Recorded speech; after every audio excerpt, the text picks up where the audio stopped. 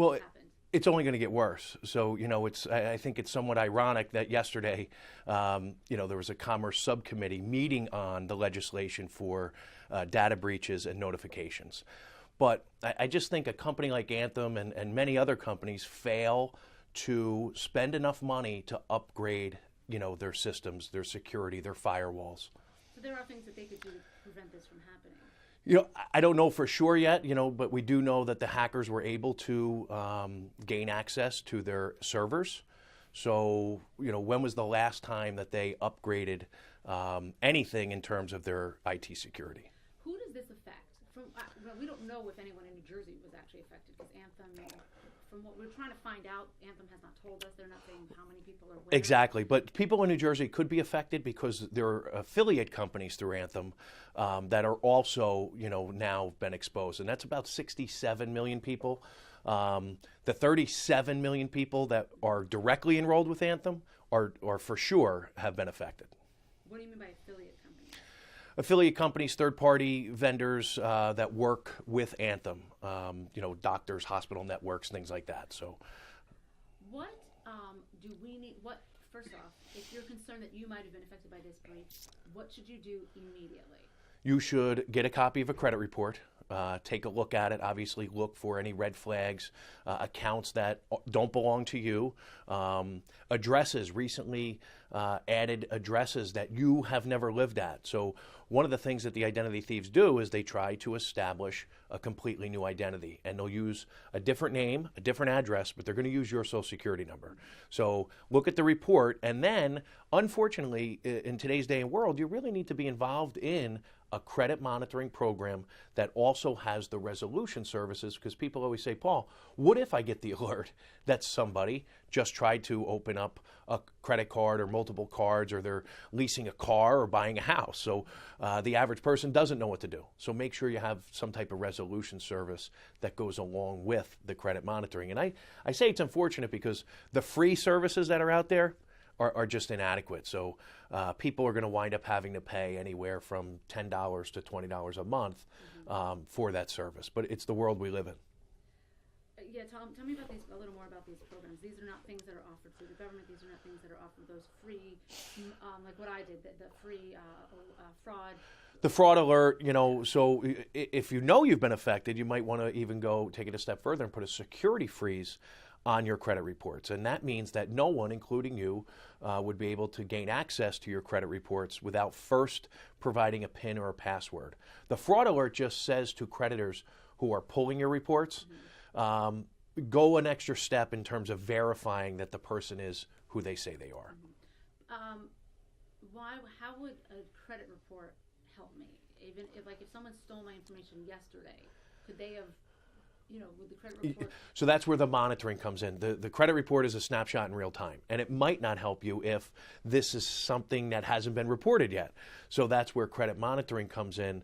Once you provide the company with your information, if it's used in any way that's not consistent, you should get an alert via email or text. Tell me more about these. Who does these monitoring programs that you would have to, I guess, pay for?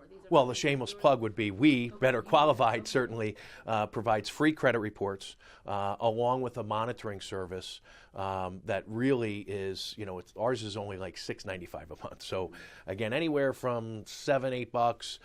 Some of the higher ones, like there's a LifeLock, most of the people know because they do so much marketing. But they're on the upper side, $20, lots of bells and whistles that I don't think you really need. You need to be alerted, and you need to have the resolution service. Someone that's going to help you. If someone's opened up the reports, what do I do? Well, you need to file a police report, and you need to contact the creditors. And, the average person spends about 2 years trying to undo what the identity thieves have done. And is this what happened here, this breach? Do you think the company's doing enough to help?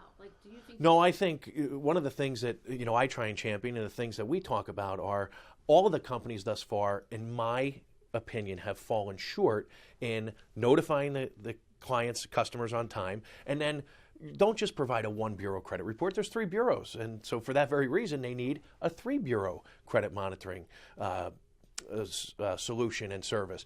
And how about letting them know they stole your email, Marcy. So be on the lookout for phishing emails that look like they're going to come from Anthem. And we know from Target and Neiman Marcus and Chase that the identity thieves emailed their clients, and people gave even more of their personal information because they weren't made aware that these phishing emails are going to come. They have your phone number.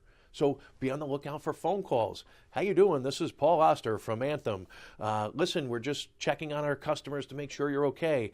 Can you please verify with us your social security number, bank account information? It goes on. And people are in panic mode. Maybe they're rushing to work. They got a kid crying. And all of a sudden they give this information. And then it really becomes a bad situation. Okay. Anything else that you think that we need to bring up in this conversation for folks, whether you're a customer of Anthem or not? Or not, right. So I think the biggest thing for people to realize is don't become numb to this. 2014 was the year of the data breach. And every other day you heard about and people say, well, it didn't hurt me yet. So what they need to realize is that the information is on the black market. It's being sold on the dark web. So it's only a matter of time before somebody buys it and uses it. And just because it hasn't happened yet, take the steps, be proactive in protecting yourself, because obviously the government can't do it, these companies can't do it, retailers can't do it. We lock our front doors, we lock our cars, we lock our phones, but we fail to lock our identities down. So take a couple of simple steps to protect yourself, and one of them being get involved in a credit monitoring program. Identity theft is the fastest growing crime, and it's going to continue to be that way because of our dependence on doing everything over the internet. So a monitoring program, any other things? I mean, I guess keep an eye on your account, whether it's your checking account. I'm assuming absolutely. You can call and have all of your account numbers changed. You don't have to close accounts and get new accounts, but have the account numbers changed. Change your PINs and passwords. And I say, this is my job. I preach this every day, and people don't do it. They hear it and they go, oh, but it's an inconvenience. But if you don't do it, believe me, it's a far bigger inconvenience if you become a victim of identity theft. So change your PINs and passwords, change your account numbers. You don't have to get new accounts, but certainly change them. And then obviously you're going to have to change, you're going to have to alert the creditors. Maybe you have auto draft and auto pay and all that stuff. But if it takes you an hour, you're done. If you're a victim of identity theft, like I said before, it could take you years, and it could be financially, devastating along the way. And when you say change your account numbers, you mean a bank account, checking account, savings account, that's... Absolutely. Bank accounts, checking accounts, credit cards, all of those banks and creditors will issue you new account numbers. Mm-hmm. And here's the thing, it's kind of related to it, but everyone has debit cards now. But when you go to the store, the default is for you to use it as a debit card because the retailer pays less money to process that transaction. Ask to use it as a credit card. So when you swipe your debit card now, it says, what's your PIN? No, cancel it out and say, I want to use it as a credit card, because you're afforded some more protections as opposed to a debit card that's linked directly to your checking and savings. So if they get that information, now they can backtrack into your checking account and savings account.